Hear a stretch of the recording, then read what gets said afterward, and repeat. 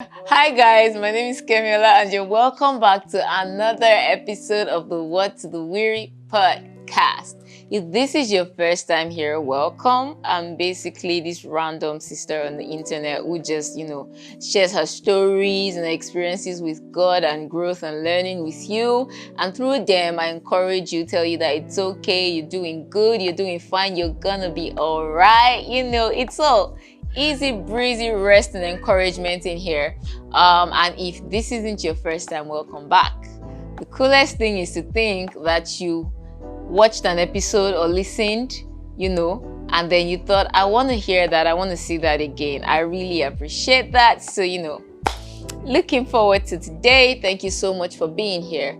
And so today, once again, I'm talking about identity, but in a different sort of dimension. So earlier this morning or yesterday morning, while cleaning my house, I was listening to this song, this praise mix by this really beautiful lady. I can't remember now, but for Nigerians, they probably know her. She did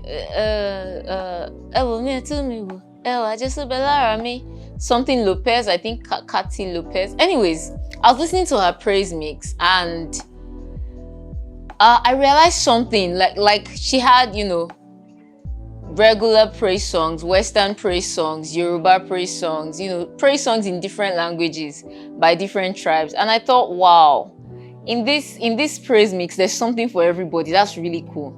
And I started thinking about the concept of something for everybody, right? And then, of course, as I always do, I dipped it and then took it to God or took it to the Bible. Either way, something I realized is, right, when it comes to something for everybody, in terms of identity, I started thinking about it like that, like identity for everybody. It's a funny thing in that people today, something that's been sensationalized, something that we romanticize is the idea of being special, is the idea of being different, is the idea of being eccentric, right? And there was a time when those things were bad things. When someone says, you're such a weirdo, right? There was a time when that was, they said, I just like hugged the mic. There was a time when that was like, they said that I'm weird, and then you think about it for days and feel sad. There was a time when that was the case. I for sure knew that time. I cried a lot because I was called weird at different points in my life.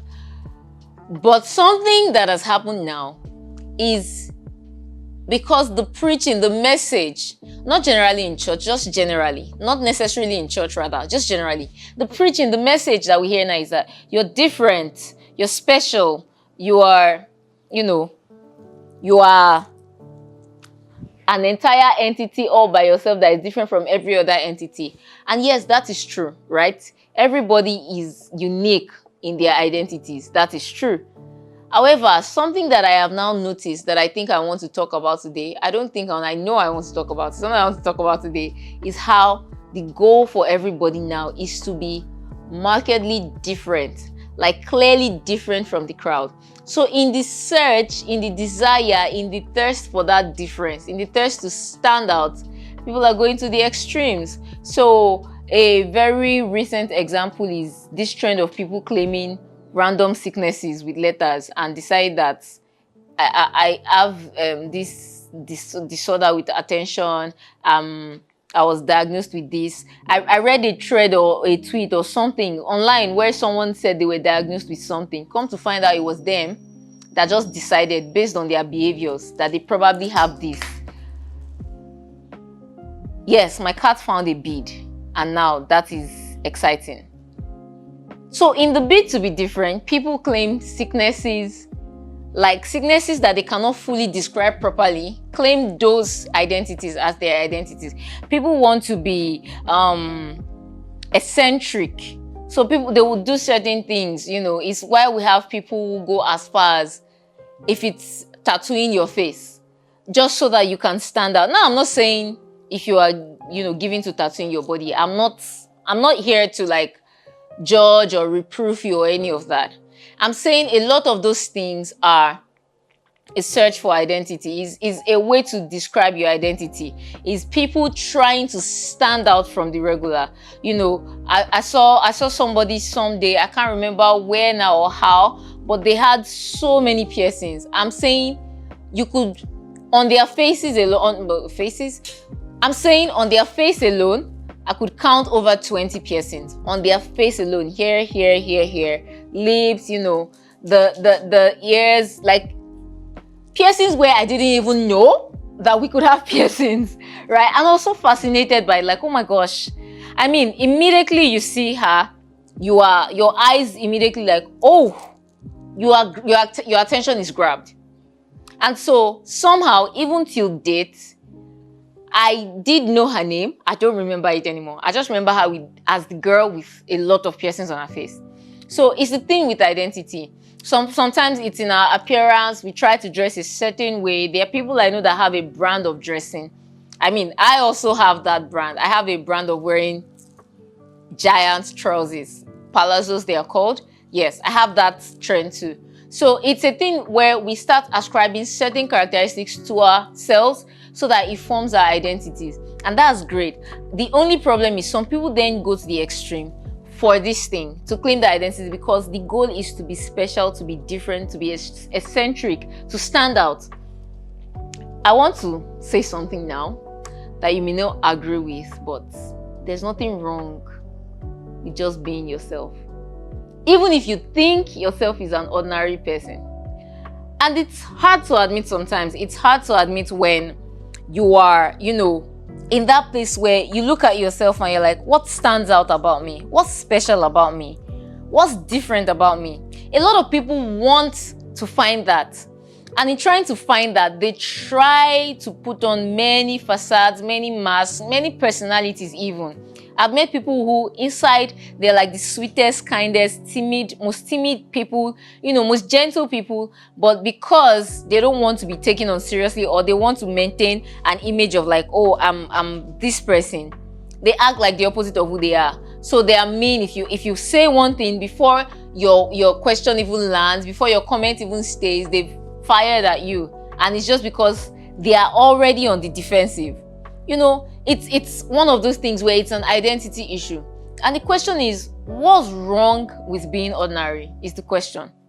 Because we've come to see ordinary as a bad thing.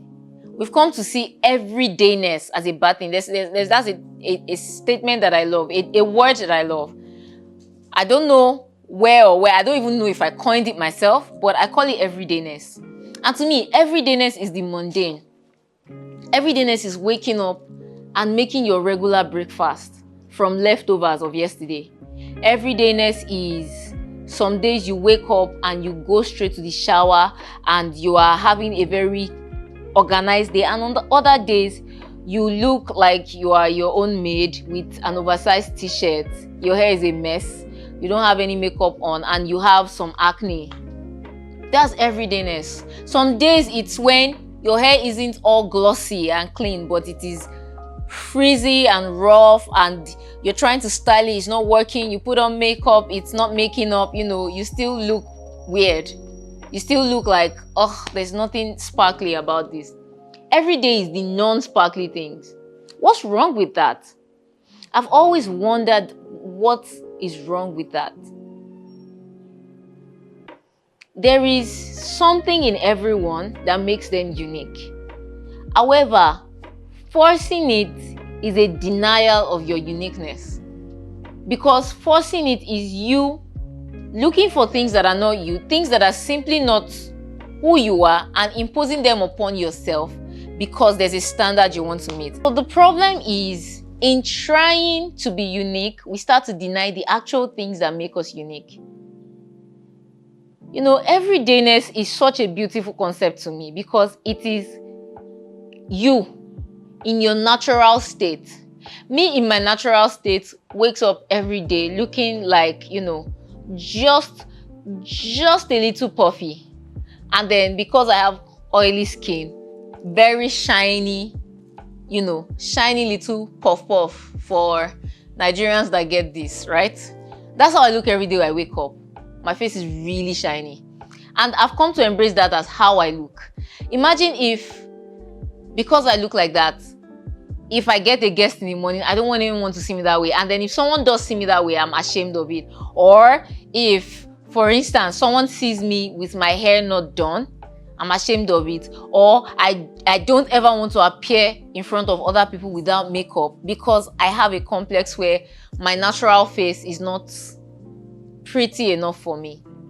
That's what I mean by everydayness. Everydayness is embracing the ordinary you in your natural state, embracing that, seeing that as beautiful, as special, as all that God has called it to be. Now, the problem with identity is that these days is that we run away from our everydayness. We always want to. I know I have a couple friends who, if they're going outside the house to buy something at any point of the day, would wear a wig, put on perfume, change their outfit. It's a 5-minute walk to the store and back. No jokes. And I'm like, be comfortable, be okay with who you are. Sometimes you don't look polished and that's fine. So, and media and social media are selling images to us that we're constantly engaging, such that if you don't look a certain way, you just naturally start to dislike yourself.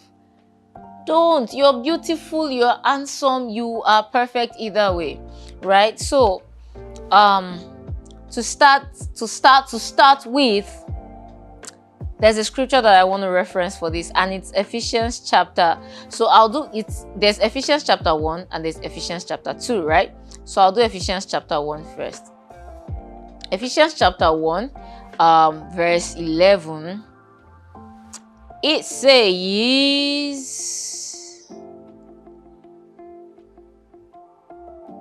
oh no. Oh my gosh, I'm confused.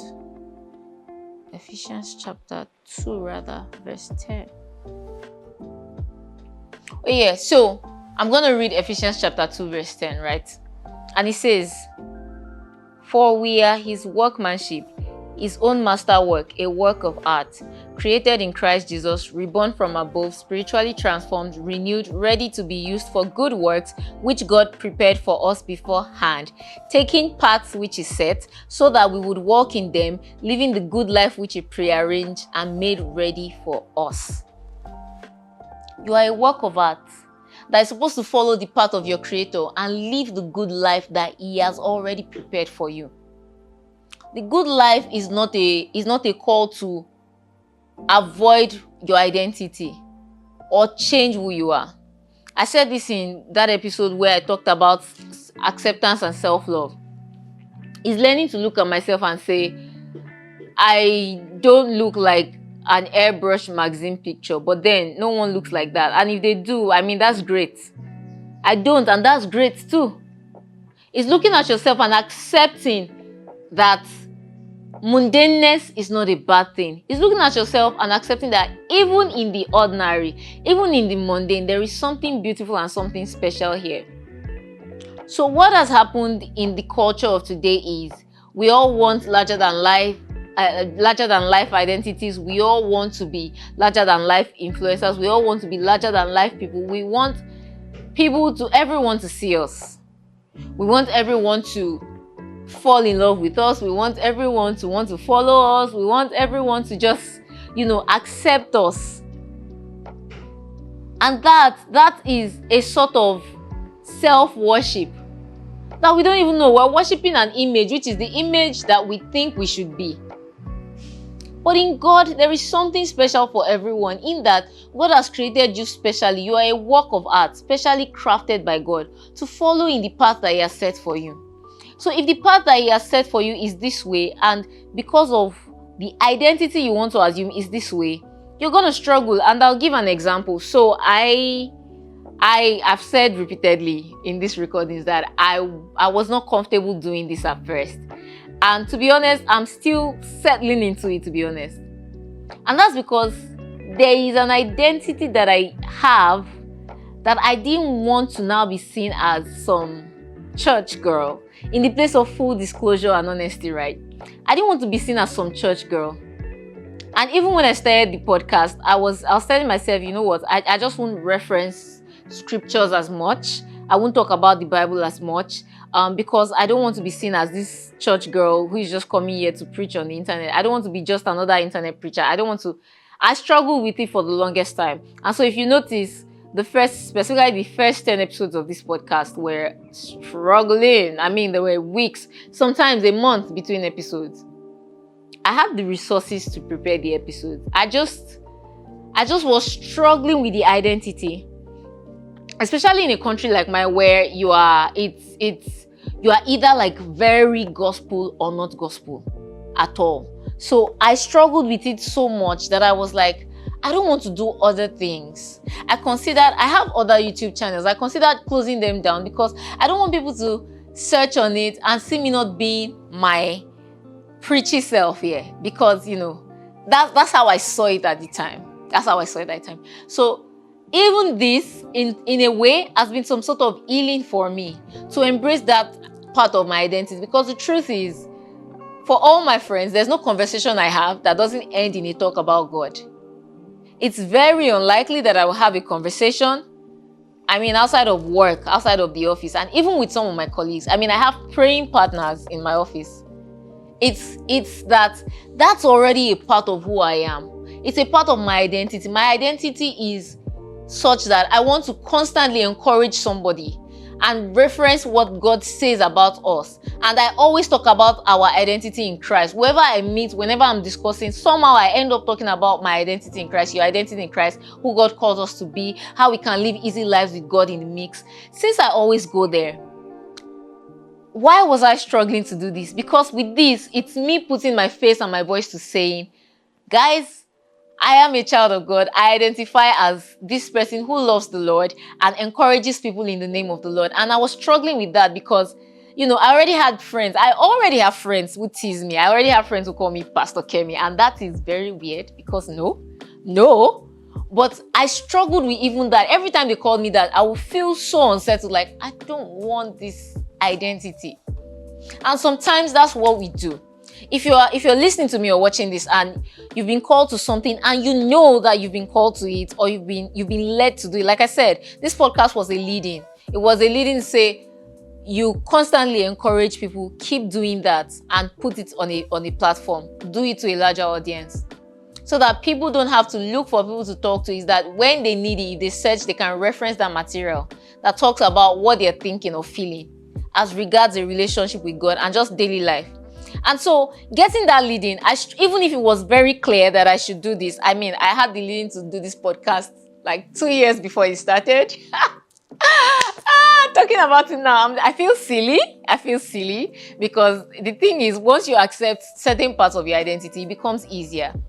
And it's with every other thing. Another example, when I was in school, in university, I have always been an introvert. I will always prefer sitting at home for days on end to going out and partying or just attending events. I'm not that person. I like to recharge my energy. When I'm around people, my energy just goes woof, all the way down. And it takes me days. If I have a week where I go out 2-3 days at the same time, the 4th day, the 5th day, the rest of that week, I'm out, I'm down, I'm too tired to do anything else. That's the level of introvert that I'm at. And because I knew that, I already knew that about myself in school, but my friends like to go out. So I would go out with them. And because I have high alcohol tolerance, I don't know how, but maybe it's hereditary. I don't know. We would party, lots of partying, lots of drinking, lots of that. And I would come home and be fine. Some days even, I would come home, sleep for an hour, then run to church for choir practice. Like I was very, into that space. But I knew for a fact that I don't enjoy these outings as much. They need to be spaced out a lot. In fact, if we could have them maybe once or twice a year, that'd be great. But I didn't even have the boldness to say that because I did not want that identity. Sometimes we're like that. So I would rather stay home, watch a movie while snacking on chips than go out to a place with loud music and dance. And I could not say that. And it took me years and years and years to get to the point where I could now tell my friends, guys, I don't think I'm up to it. And so now I own my couch potato identity with pride. I am a couch potato, guys. I can live on my couch for days. If we had couches that have toilets, would be perfect for me. I would only stand up so that my limbs will not entropy. Like, for real. I'm that person. And so it took me a while. I'm exaggerating. It's not that bad, but you get the picture, right? It took me a while to be able to say, I don't want to go out, or to even go out and then say, I don't want to drink today, because even that, you seem uncool. And then the identity is supposed to be cool, easy going, like, you're cool with it. You go with the trends. You don't have issues. And it's not like, I mean, I've had a friend tell me, it's not like you misbehave when you drink. So why are you being all, why are you being all prudish for? It's just drinking. I've had a friend say that. Yeah, an old friend. Anyways, the point is, even to that, and I could just say, no, I just don't want to. But I was like, how are these people going to see me? A lot of us are doing that. We are trying to build an identity that is not even us. It's not even for us. The identity is not even for you to see yourself as somebody. It's for people to see you a certain way. And so, I was in a meeting the other day and we're talking about people pleasing. And someone made a statement. He said, so you're a people pleaser. How many people are pleased with you? The moment you start trying to impress people, chances are they won't be impressed. And then even worse, you also won't be impressed with yourself, because you are trying to be somebody you're not. And then people can tell, because to quote a line from this cartoon I used to love a lot, Boondocks, real recognize real. Right? Real recognize real. If you're forcing your identity, if you're faking your identity, even if you're accepted for that fake identity, the you inside of you will not accept that. Your inner man, your spirit man, that which is what causes for peace, which is what causes for a lack of peace, which is what causes for people who are not at peace with themselves, those things where you are fighting with your mind, because who you are outside and who you are inside don't match. And then another thing is, what is our definition of being special actually? What's the definition of cool? What's the definition of different? What's the definition of, eccentric? What's the definition of all these things? By whose standards? By whose standards do we determine what's cool? Because if you say a cool person is someone that people admit, that who sets those standards? If a cool person is someone that people admit that is cool, or because he does this and this and this, or this person does this and that, they are cool. By whose standards? By whose standards? Some of the coolest people you meet, by my standards, for example, are people that have a lot of world knowledge from reading. But in general terms, they would call them nerds, and they would not be so cool to other people. But you see, I go crazy when I engage a person that reads, because they know so much random stuff. And because I'm someone who also enjoys reading, I want to speak to readers. I want to be in conversations with them for hours and hours and hours on end. Someone who doesn't read will say those people are boring. For me, I'm having the most fun because this person is cool. Now imagine if I met somebody and I was trying to impress them. And because I was trying to impress them, I am not a fan of documentaries, guys. I am not a fan. I don't know why. I just don't like them. I have had to script a few, and in scripting those documentaries, I had to watch other documentaries. And that helped me confirm I do not like documentaries. But imagine if, because I want to impress somebody, and then this person says, oh, one of my favorite things to do is research and watch documentaries. I just like to build up on my information about things. And maybe he talks about documentaries about the field of science and space. And then I start saying, oh yeah, I definitely love that. And then I get home and start looking for documentaries to watch so that I can be seen as that person that knows those things. I'm denying my identity. Rather, I could say, I'm not really a fan of science documentaries, but if you have any good ones and you recommend them, I'll check them out. So this person knows that, yes, I'm open-minded, I'm willing to engage with you based on who you are, but I'm not denying who I am to have that engagement. So it's very important to be true to who you are, because the search for special, the search to be different, the search to be, those things sometimes seem superficial. The real thing that you should embrace, the real part of your identity that you should embrace, is who God has called you to be. So the focus for who you are or what makes you special should be who God has called you to be. And sometimes, if that's a teacher in a small school, that is special. And if it's a singer who only ever has 2,000 true fans, and only those 2,000 come to their shows, that is still special, because you are functioning in the place of your calling. What makes you special is that you're functioning in the place of your calling. What makes your identity secure is that you're functioning in the place of your calling. So in God, everyone is special. So when I said earlier that there's something for everyone, that's what I meant. In God, everyone is special.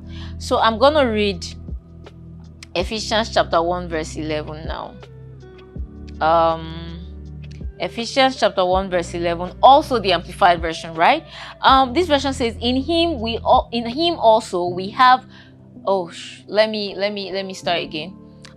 In him also we have received an inheritance, a destiny where we were claimed by God as his own, having been predestined, chosen, appointed beforehand, according to the purpose of him who works everything in agreement with the counsel and design of his will. So it's, as I said here, in God, you are special. It says here that you have received an inheritance, a destiny. A destiny. You were claimed by God as his own. And so if you've been predestined to something according to the purpose of him who works everything in agreement with the counsel of his will in you, what you need to do is find out the purpose that he has created you for. If you want to be special, if you want to be different, if you want to be, secure in your identity, you first need to know who you are in God and what you are called to in him. If you don't, you're going to want to fit into every box that you see. So you will be sometimes a square peg trying to fit into a round hole. Sometimes you'll be a round peg trying to fit into a square hole. But if you go with God, you will find your own place and you will fit right there. So the point of this is embrace the ordinary. Embrace the mundane. The mundane is your everydayness. In fact, it is where you build. It is where you find you. It is where you find God in you. Because it is your everyday. It is not, it's something where every day we generally, regularly want an event, an happening. Imagine, for instance, someone who makes videos every day. So every day they wake up and they have to make videos. Now imagine if every day they make an event around that video. I mean, we have shorts and reels and TikToks now. And so there are people who do 2-3 videos every day. And imagine if every day this person was fully dressed to the nines, made up, and it's different outfits, different looks in 3 videos every day. You would wonder after a while, like, how do they get the energy? So the gloss, the shine, the sparkle that we're constantly pursuing and enthralled by, it's beautiful and it's worth it to always do that, if that is where you are called to, if that is something that is comfortable for you. But if it's something you have to force, if it's something you have to squeeze yourself into, if it's something you have to squeeze yourself into doing, don't. Embrace who you are. Embrace your mundaneness. Embrace your ordinariness. There is nothing wrong with it. Because what makes you special is that you are a work of art created by God. What makes your identity extra special is knowing who you are called to be in God.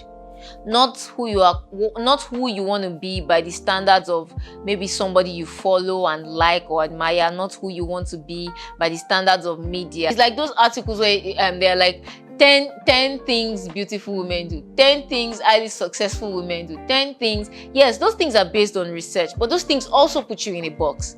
So it's a case where you have to look outside of the box.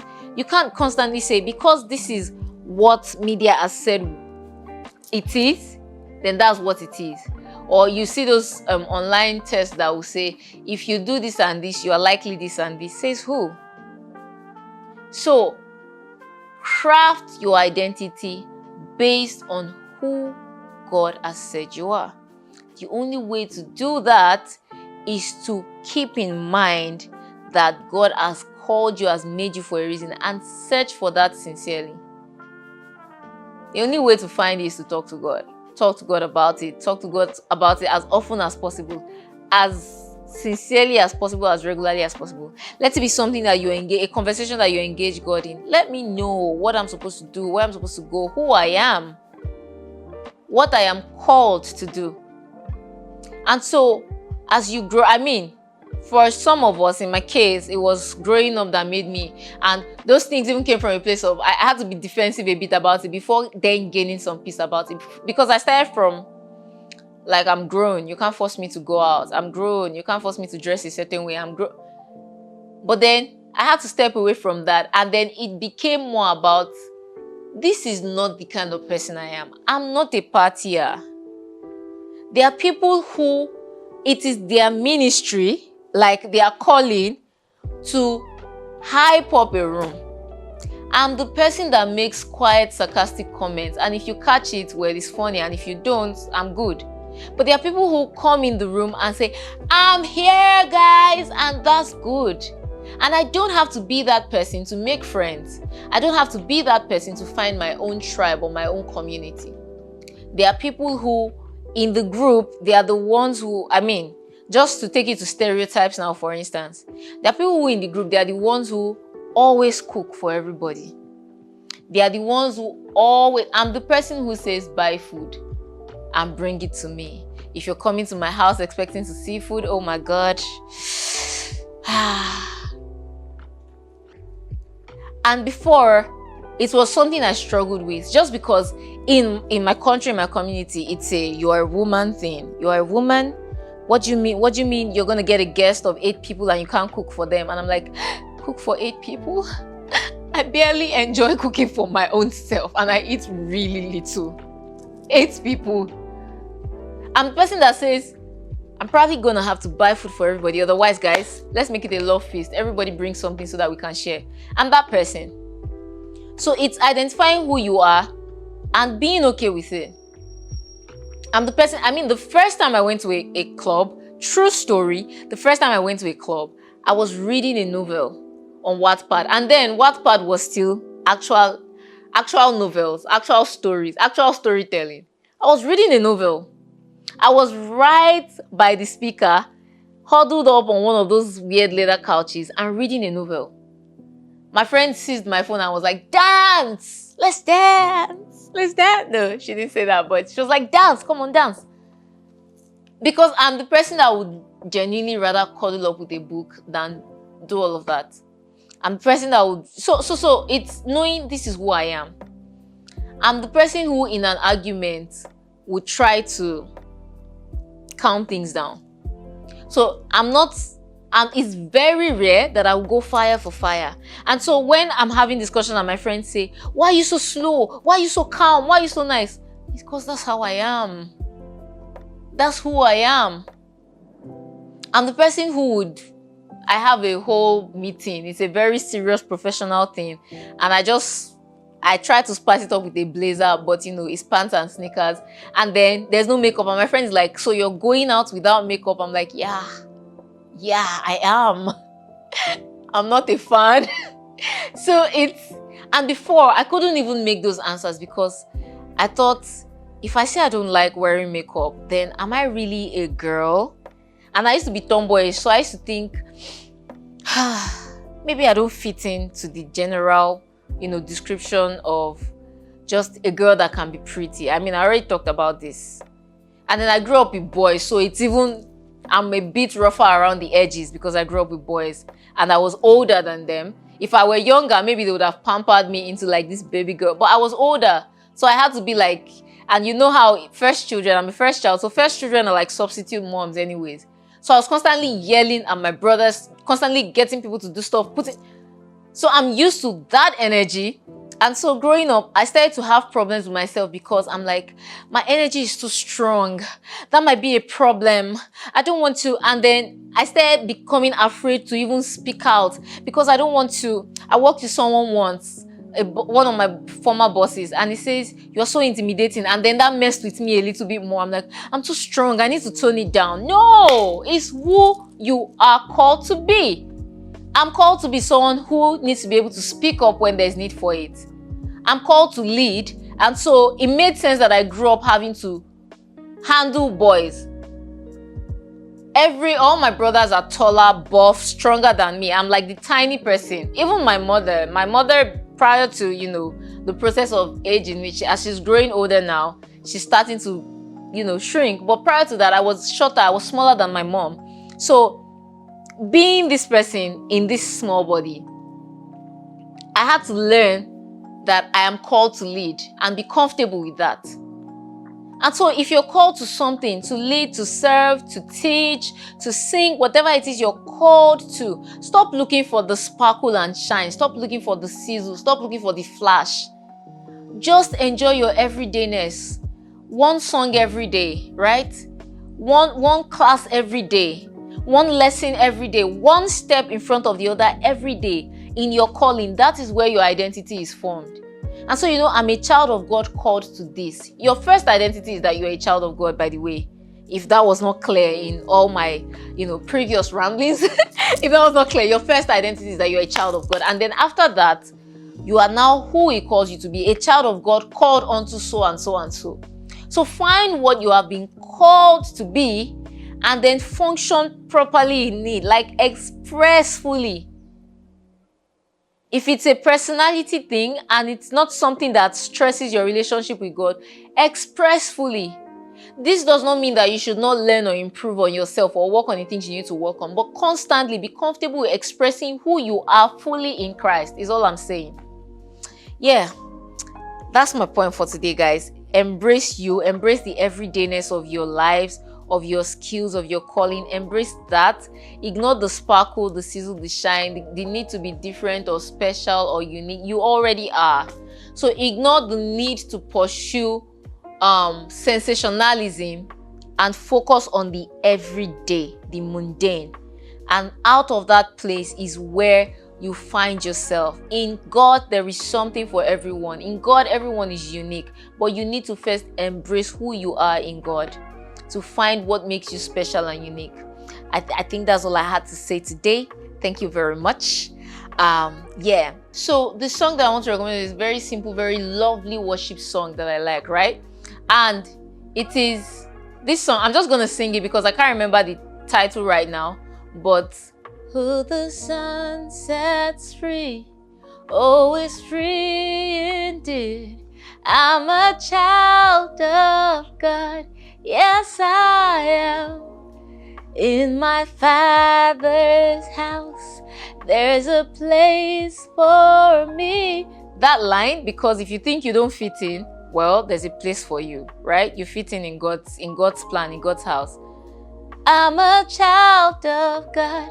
Yes, I am. So I'm going to link that in the description as usual, and you can just listen to it whenever you're confused about your identity, whenever you're confused about who you are, whenever you are worried about the fact that you think you don't sparkle, you don't shine. Listen to that song. Let it reinforce who you are to you. Another very popular song is Sinach. Sinach is another worship leader that I like. This is I Know Who I Am. Very popular song as well. It's I'm walking in power. I'm walking in victory. I live a life of favor because I know who I am. That song is just a bop, and then you can listen to it and just take a look at me. I'm a wonder. It doesn't matter what you see now, right? See His glory because I know who I am. Yeah, so it starts with knowing who you are. Identity, your identity is in God. Yeah, and that's all for today. If you listen to this point, thank you so very much. And finally, I just want to say that, dear friend, I hope all is well with you and that you're as healthy in body as you're strong in spirit. That is my sincere wish for you. God bless you, and I'll see you in the next one. Bye.